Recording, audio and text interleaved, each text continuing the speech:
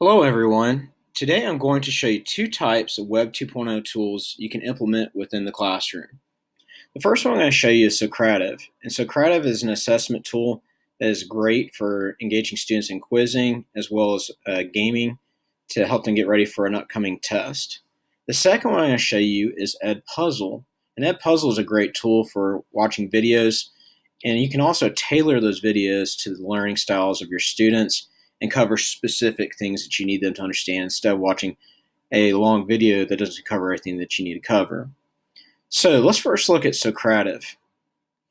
Socrative, if you go to their homepage, they have a way where you can come in and you can create an account at the very top right here, and that allows you to have the ability to engage a lot of the tools that are available in Socrative without buying the pro setting account. Now, if you go down a little bit further, you'll see they have different things that you can do. And they talk about this on the homepage, and we'll show you that just in a second. But you can engage in quizzes and set those up, and you can share those with fellow teachers. You can have a reporting where you can see which ones they got on the questioning. Also, you can have a gaming, which is similar to Kahoot in the fashion. And then also you can have results that are in real time, which I really like this feature because I think it's beneficial to know which questioning items are your students getting and what they're not getting in real time. So I can see which students are getting it and which ones are not getting it based on the timing. The last thing I'm going to show you on this front page is that they have a video down here at the bottom that you can watch. And the video kind of just shows you an idea of what goes on in using this application. So let's look really quickly at the home page. So this is the home page, and on the home page you have the ability to create a quiz. The students can compete against one another in kind of a Kahoot fashion and have gaming. And then also, if you want to, you can create an online exit ticket, which I think that's great because it takes you away from having so much paper at the end of a class period, which can be really annoying for a lot of teachers when we have a lot of papers already. So the type of questioning you can have within the quiz format are multiple choice, true, false, and short answer.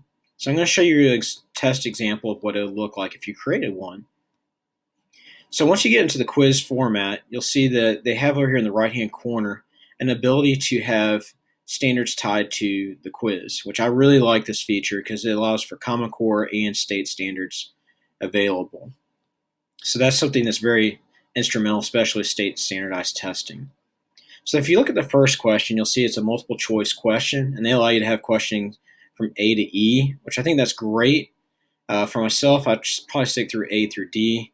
And then I know if you have students that have a disability and you need to differentiate, you could create a separate quiz. Maybe have questioning where it has maybe one or two questions where they have less answers that they can pick from. Another thing that I really like is they have the true-false format, which is something you see commonly on testing.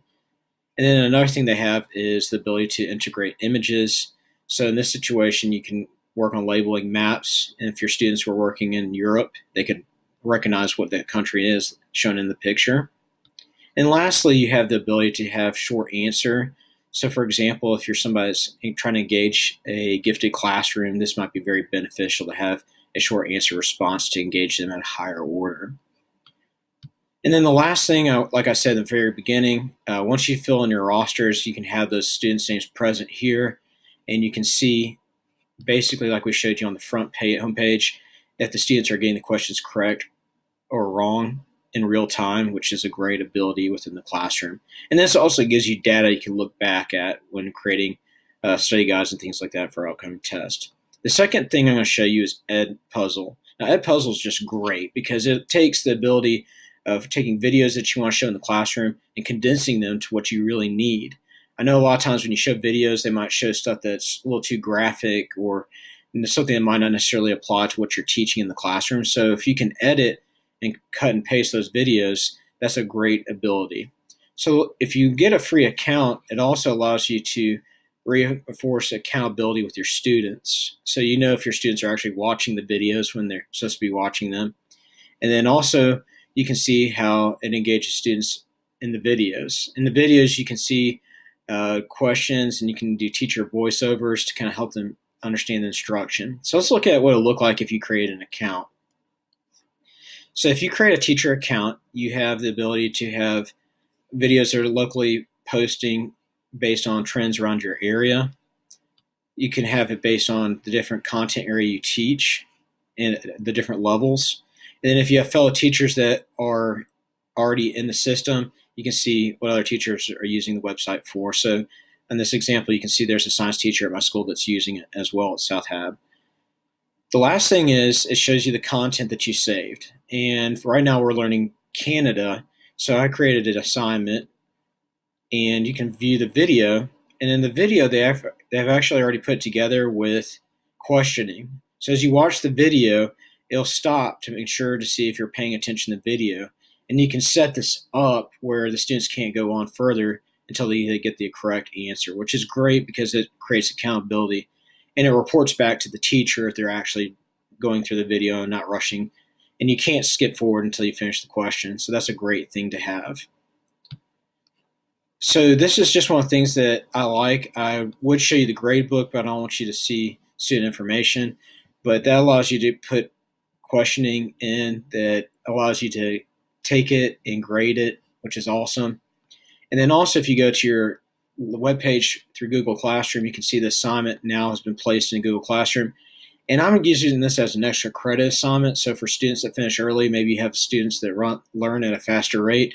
This is a great way to engage them. And so since it's a 12-minute video, that's going to hold over for a little bit longer, and that will help you out with students that finish early. So some of the things I want you to know about these two Web 2.0 tools.